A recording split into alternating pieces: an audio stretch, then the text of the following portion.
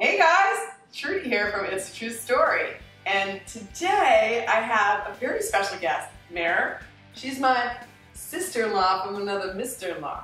And we just got back from VidCon, which was totally fun and great and, you know, a long drive. So here's the point. We're gonna have a nice true story time today because I made Mare, who is a pediatric nurse, tell me all of the nasty things that she may have dug out of people's rectums and beyond. And beyond. And beyond. Before we get into the story that I thought was really cute, actually, and upsetting, and adorable, and disgusting, just Mare in general, what is it about people? I mean, I don't know, is it all only just children that like to put things in their orifices, or is that like kind of a natural state of being? Well, certainly there are a segment of adults who like to put things in their ass, but that's a whole different type of, that's not a medical.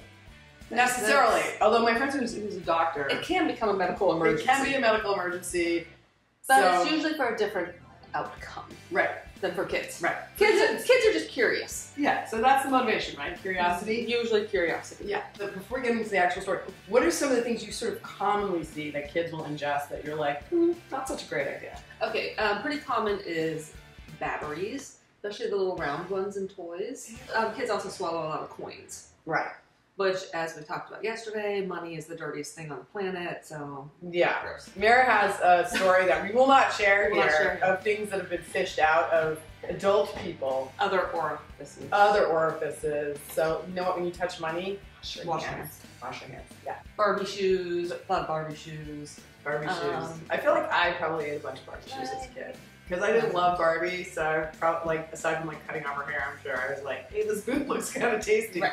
Some people, kids, usually more adolescents, they get what's called a bezoar, and it's a big hairball that gets stuck in their intestines because they eat their hair or pull their hair out of a brush and eat it, or eat carpet, and they get an enormous, slimy hairball that has to be surgically removed. They do not barf it up like a cat. So we're going to get into the story now. It's just a quick one, but it was really cute.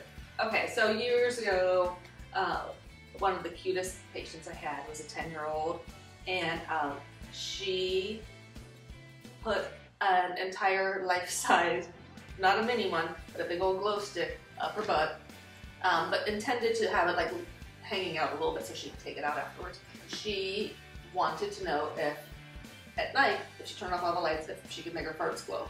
Oh. So before she could find out, it sucked up into her rectum and further up into her intestine. And wait, I have a question. So, like, to identify her, did you guys take an X-ray? yes. Oh my God! Was everyone like, that's the best X-ray ever? And she told her family what had happened, and so everybody was on board. And so they brought her to the emergency room, and she had to be admitted because even though it says non-toxic on those glow sticks, poison control could not verify that it wouldn't be somewhat damaging if it opened.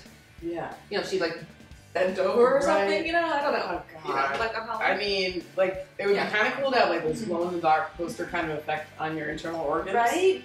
But not really. And she was really cute. She was super embarrassed because everybody had asked her a billion times. She kept repeating her story.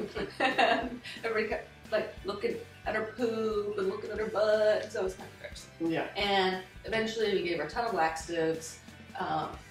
It passed.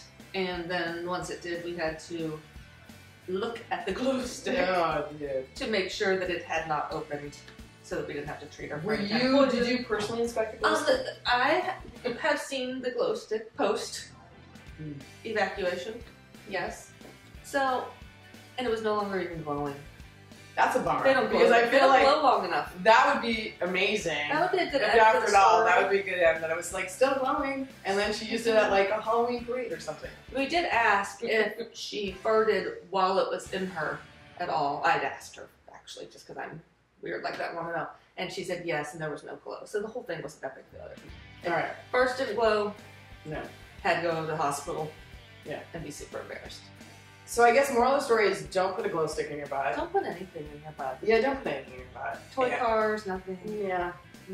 It's really, I mean, it's really for exit only. Right. I mean, unless you're a consenting adult, then that's a different story. Yeah. And that's a story for another YouTube episode, and probably not on this channel. And it's not a pediatric nurse star. Thanks, you guys.